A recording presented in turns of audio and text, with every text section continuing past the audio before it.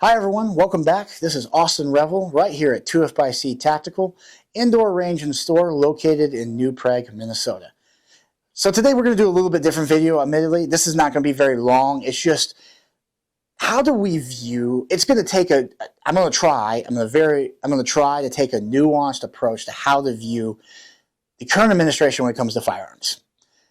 And complex is about the only way I can describe it. If I had to put it in one word, complex. It's very much love and hate. So we're going to dive into this. It's not going to be very long. Please like, comment, and subscribe. I would love to see your comments. And I'd love to see your opinions on this because I admit I struggle with this one. I don't know what fully to think on all this. So we're going to start from the top. We just have to start from the top. Donald Trump. President Trump, like what do you think of the job that he's doing? He's doing a better job than he did in his first term when it comes to firearms. There's no question about that. The truth is, I don't think he really cares deeply one way about this issue.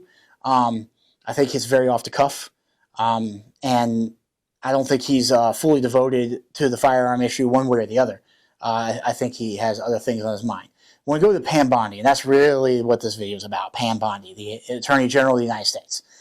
This is a much tougher question because you have to separate her and the Department of Justice, because the Department of Justice has tens of thousands of employees. And does she know each and every one of them? No. And a lot of them were appointed by other administrations, though they're trying to clean that out. So therefore, you wonder how many of these anti-gun arguments that you're seeing them make are actually directed from her, or are they just career bureaucrats continuing down the same path? I'll admit that's hard to know. I do think two things can be true at once, and that's what makes this very hard. I think Pam Bondi is at best meh on guns. When you look at her record, I think it's so-so. I think she has done some good things as Attorney General broadly speaking, but I think when it comes to firearms, I think there's also a lot of things that she's gotten wrong. You know, without going down the Epstein list, I don't think she handled that particularly well. In fact, I think she botched that pretty heavily.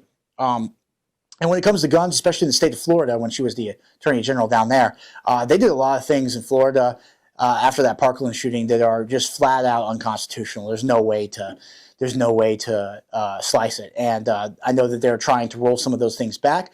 Absolutely, you should get on the phone if you're in Florida, with your local Florida representative and tell them that they need to lower the age back to the federal age of 18 because adults are adults, and we need to criminally hold those who abuse rights liable and not punish those who are not. It's that simple. And you do not make the world safer by limiting rights on individuals. You actually make it more dangerous. We've seen this happen throughout history many, many times. Benjamin Franklin said, those who would sacrifice personal liberty for the sense of security deserve neither liberty nor security. And I know I'm botching that probably a little bit. That's not the direct quote, but principle is the same.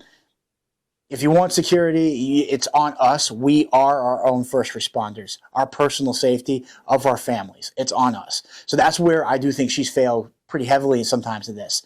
Her asking for Gun Owners of America and Second Amendment Foundation to turn over their members is absolutely ridiculous. There's no way to defend that because we know what will happen with those lists. It just puts you on the list to get targeted. We've seen this before. So I think that there are many things that Pam Bondi has done that I look and go like, But that brings me to the second point.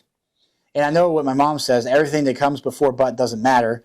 I do think, historically speaking, though, this has been the most pro-gun administration we've had, at least in my lifetime, and maybe since, in my humble opinion, Theodore Roosevelt. And I know that's taken into account the Firearm Owners Protection Act with Reagan in '86, but there was a bunch of poison pills in that, in my humble opinion, and it didn't go far enough.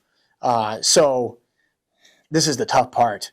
Pam Bondi, I'd probably give like a C-, maybe a C+.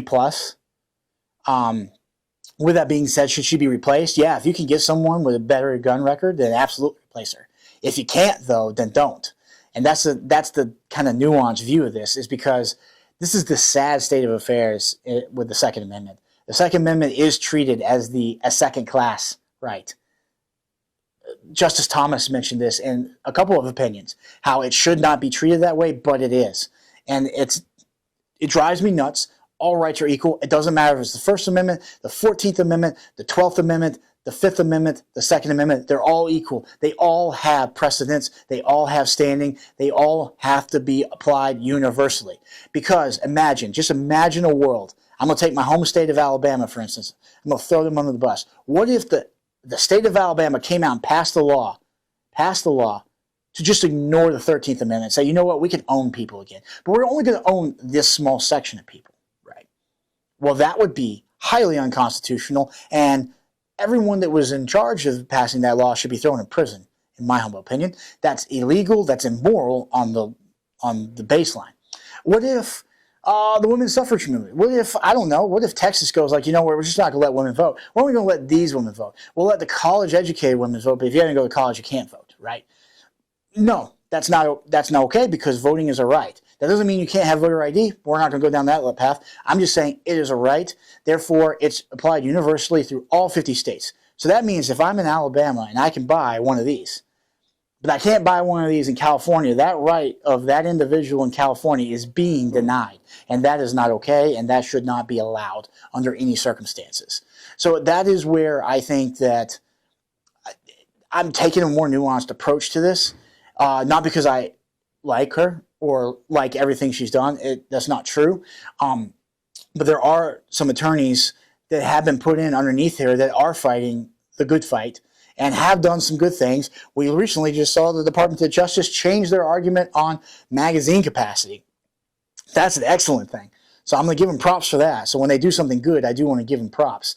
And that's where I do worry, like, if just fire her. It's like, just make sure whoever you put in place will fight for our rights at least as good as she did, but ideally better. I mean, my perfect world would be like Dan Bongino or somebody like that, who would absolutely be about eliminating a lot of this stuff. But, that's the nuanced approach to this. So that's my thoughts on Pam Bondi. Again, kind of short video here. I get asked this a lot in the shop, like, what can you do to help, fight for these rights? You need to go support GOA, Gun Owners of America, FPC, Firearm Policy Coalition, NAGR, National Association of Gun Rights, the Second Amendment Foundation.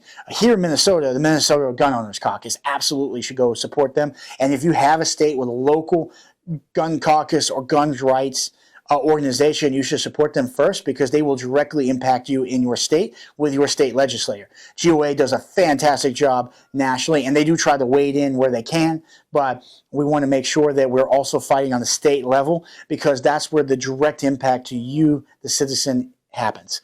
Get involved in your local politics as much as possible. Fight for your gun rights, and that's what we believe here at 2F Tactical.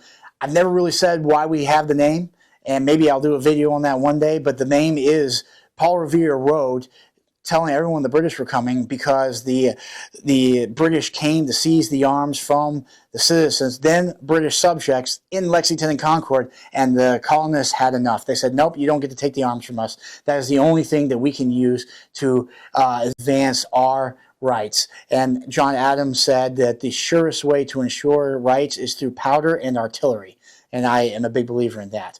But again, please tell me your thoughts in the comments. Any kind of topics you would like to talk about, we'd like to cover here at 2F Tactical. Look forward to you on the next one. Have a good one.